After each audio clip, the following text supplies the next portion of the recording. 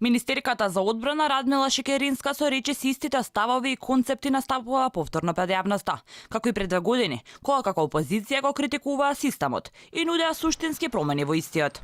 И по половина мандат владење, министерката повторно вели дека системот бил трул и биле потребни суштински реформи, па продолжи советувањата дека промените ќе направеле системот да функционира.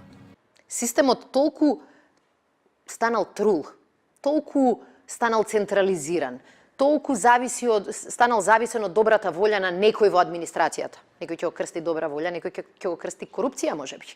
Дискреционо право.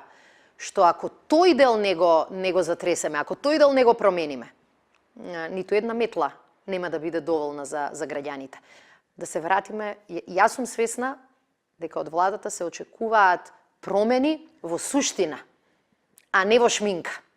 Ни треба чувство кај граѓаните, дека без разлика дали се вика Петко или Станко, дали е машко или женско, дека кога ќе чукне на вратата во администрацијата, ќе добие одговор, информација и ќе добие тоа што му треба, ако законот го овозможува.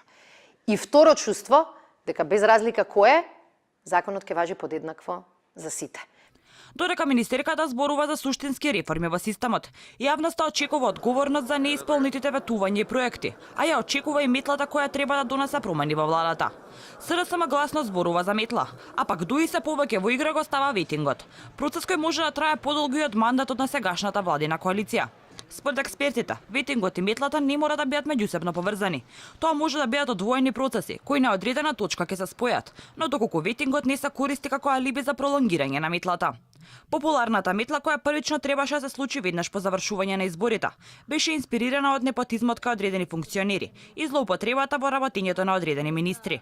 Кај дел од функционерите на СДСМ и ДУИ, непотизам констатираше и антикорупцијска, посебно во случајот на сестрата на министерот Бектеши, потоа синот на пратеничката Мира Стојчевска, сестрата на министерот за култура Асаф Адеми, кај сопругот на државниот секретар на МНР Магдалена Несторовска, како и кај роднина на прилипскиот градоначалник Илија Јовановски. Премиерот Заев вчера конечно се фати за метлата, но чистката не почна кај највисокото раководство како што очекуваше јавноста, туку во структурите на социјалдемократите, каде вчера 78 претседатели на општинските организации ги изгубија функциите.